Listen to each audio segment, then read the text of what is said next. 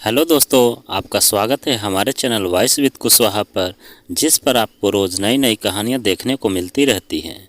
तो आज की कहानी है नज़र। अंजू जल्दी तैयार हो जा, वो लोग आते ही होंगे। कितनी देर हो गई, अभी तक तैयार नहीं हुई। दरवाज़ा कब से बंद करके रखा है, जल्दी जल्दी कर।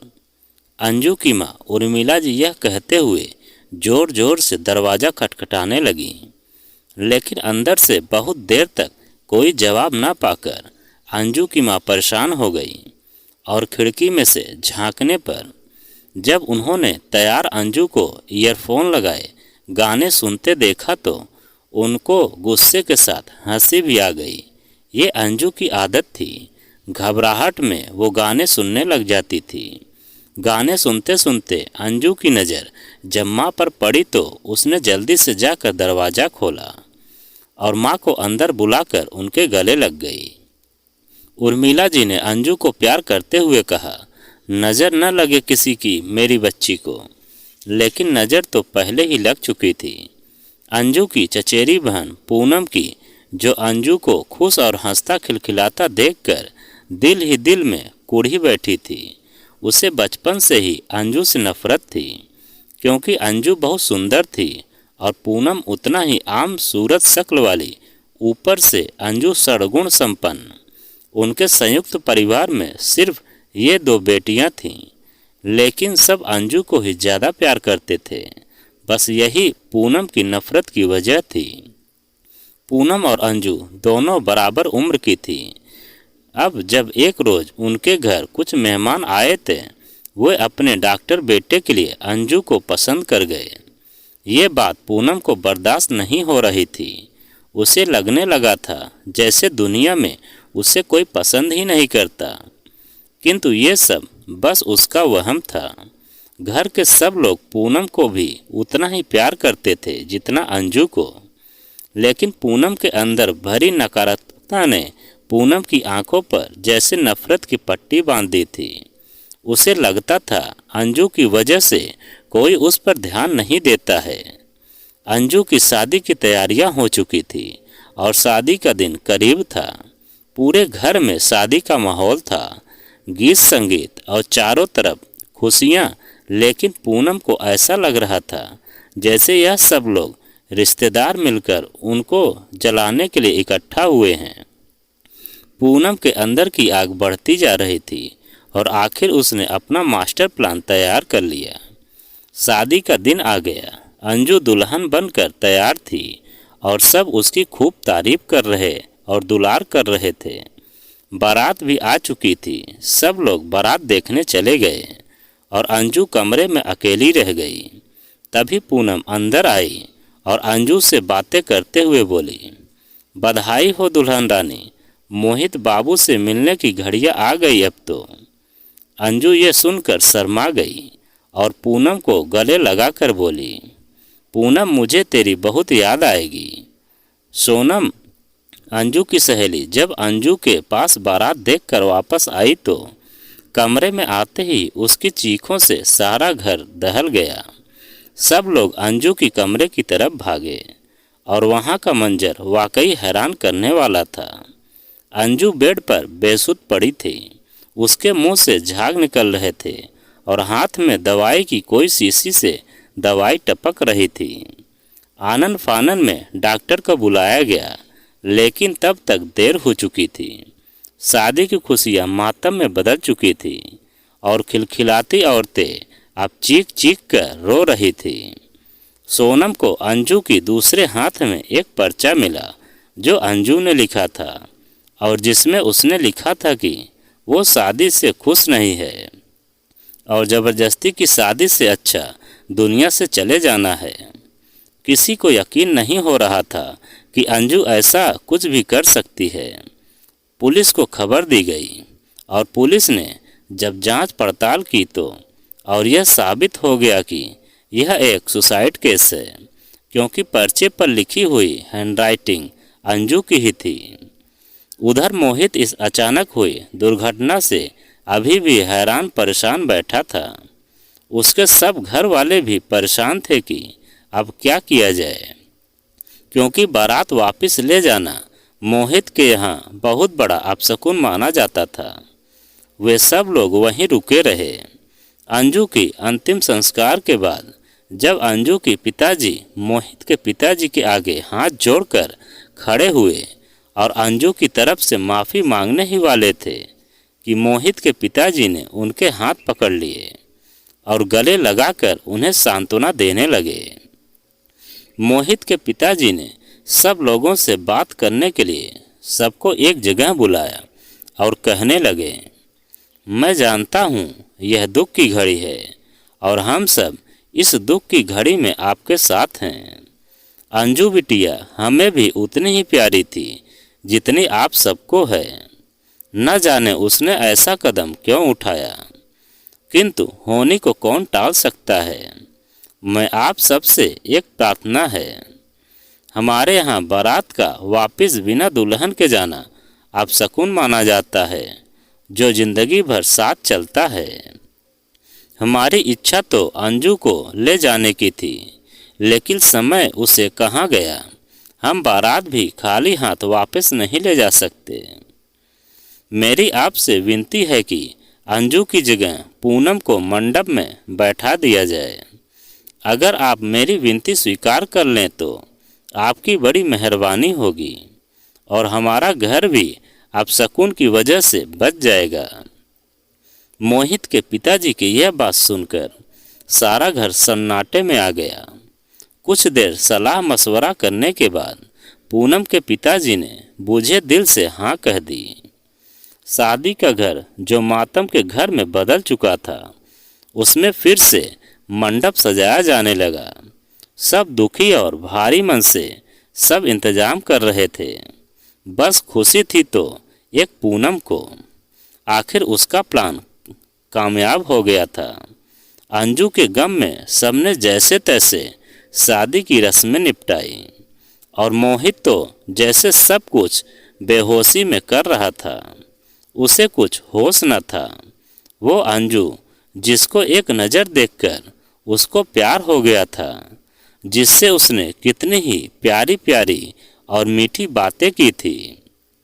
दोनों की मोहब्बत भरी बातें, वो भविष्य के सपने उसे सब याद आ रहे थे। वो अपने होशो हवास से खाली सपाट चेहरा लिए बैठा था। उसे बिल्कुल यकीन नहीं आ रहा था कि अंजू ऐसा कुछ कर सकती है। अंजू ने तो खुद उससे अपने प्यार का इजहार किया था, फिर यह सब कैसे हो सकता है। पूनम को मंडप में लाने की तैयारी की जाने लगी, लेकिन वहाँ एक इंसान और था जिसे यकीन नहीं आ रहा था अंजू के दुनिया से जाने का, और वह थी सोनम। सोनम को पूनम पर शक हो रहा था, क्योंकि जब सब कमरे से बाहर बारात देखने निकले थे तब अंजू के पास पूनम थी। फिर उसके होते हुए अंजू ने ऐसा कैसे किया। सोनम यही सब सोचते हुए पूनम के कमरे की तरफ चल दी। कमरे में जाकर देखा तो पूनम नहीं थी। उसको सब लोग मंडप में लेकर गए थे। सोनम ने पूनम के कमरे की तलाशी शुरू कर दी और जब उसने अलमारी में इधर उधर ढूंढा तो उसे जो मिला वो देखकर उसकी आंखें फटी की फटी रह गईं। वहाँ उसको उस दवाई का खाली डिब्बा मिला जो दवाई अंजू के हाथ में मिली थी। उसने अलमारी में एक डब्बा देखा जो अंदर को रखा था। सोनम ने जब उसको खोला तब उसका शक यकीन में बदल गया। सब लोग रुक जाइए, सोनम ने जोर से कहा तो सब हैरानी से उसकी तरफ देखने लगे। सोनम सीधे पूनम के पास पहुंची और उसे एक खींच कर चाटा मारा। ये क्या बदतमीजी है सोनम, पूनम ने जोर से कहा तो सोनम ने उसके मुंह पर दवाई के खाली डिब्बा और कुछ कागज फेंक दिए। इन सब चीज़ों को देखकर पूनम हक्का बक्का रह गई और सब लोगों की समझ नहीं आ रहा था कि यह क्या चल रहा है। अंजू की माँ आगे आकर सोनम को पकड़ते हुए बोली, सोनम बेटा यह सब क्या है, क्या कर रही हो तुम। सोनम फिर पूनम की तरफ पलटी और बोली, तुम खुद बताओगी यह तुम्हारी खूबसूरत साजिश अपनी ही बहन को मार डालने की, या मैं सबको बताऊं? सबको जैसे करंट लग गया। पूनम की माँ आगे बढ़कर बोली, ये लड़की, ये क्या बकवास कर रही हो तुम? होश में भी हो? क्या बक रही हो तुम? मोहित को जैसे एकदम होश आ गया। वो जल्दी से सोनम के पास आया और बोला, सोनम, जो तुम कह रही हो क्या वो सच है? जी हाँ मोहित बाबू, जो मैं कह रही हूँ बिल्कुल सच है, और पूरा सच तो ये महारानी बताएगी। पूनम के पास बचने का कोई रास्ता नहीं था। वो जमीन पर बैठ गई और रोने लगी और एकदम चीख कर बोली, अंजू, तूने जीते जी तो मुझे सुकून से रहने ना दिया। मरने के बाद तो कम से कम मेरी खुशियों के बीच अपनी टांग न अड़ाती। सब लोग हैरान परेशान उसे देख रहे थे और वो रोते रोते कह उठी, हाँ, मैंने ही मारा है उसे, मैंने ही वह दवा दिया है। उसे बहुत मज़ा आया, तड़प तड़प कर मरी वो। अपनी बहन के हाथ से वो दवा भरा लड्डू खाते हुए क्या समझ रही थी कि मैं उसको शादी का लड्डू खिला रही हूँ। उसे कहाँ पता थी कि मैं उसको मौत का लड्डू खिला रही हूँ। हाँ, मैंने ही मारा है उसे, अपने हाथों से खुद मैंने मारा, हाँ मैंने मारा। और यह कहते कहते पूनम बेहोश हो गई। पुलिस आई, तहकीकात फिर से की गई और हैरान कर देने वाली ये कड़वी हकीकत सबके सामने आई कि किस तरह इंसान को किसी की जान लेने पर मजबूर कर देता है, फिर चाहे वो खुद उसकी बहन ही क्यों न हो। पूनम ने पुलिस को बताया कि वो अपनी ही बहन से जलती थी और उसको खुश होता देखकर कुढ़ती थी, और पहली ही नज़र में वो मोहित को पसंद करने लगी थी। अंजू से मोहित को छीनने के लिए उसने अंजू को मारने का प्लान बनाया। उसे पता था कि मोहित के यहाँ बारात खाली वापस नहीं जाती, इसीलिए उसने खास शादी वाले दिन अंजू को ऊपर पहुँचाने का प्लान बनाया। लड्डू में कुछ विषाक्त मिलाकर उसने अंजू को खिलाकर और बोतल उसके हाथ में ही पकड़ा दी, और उसके हाथ में जो कागज़ था उसने कुछ दिन पहले ही अंजू से लिखवा लिया था, यह कहकर कि हम मोहित बाबू को बेवकूफ़ बनाएंगे, उनसे मजाक करेंगे।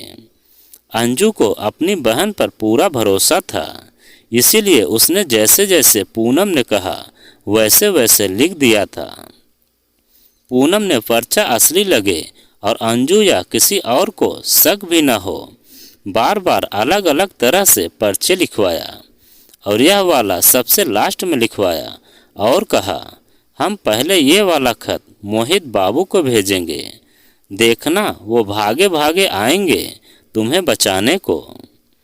ऐसे ही सब प्लानिंग की सारी सच्चाई बताने के बाद पूनम बेहोश हो गई।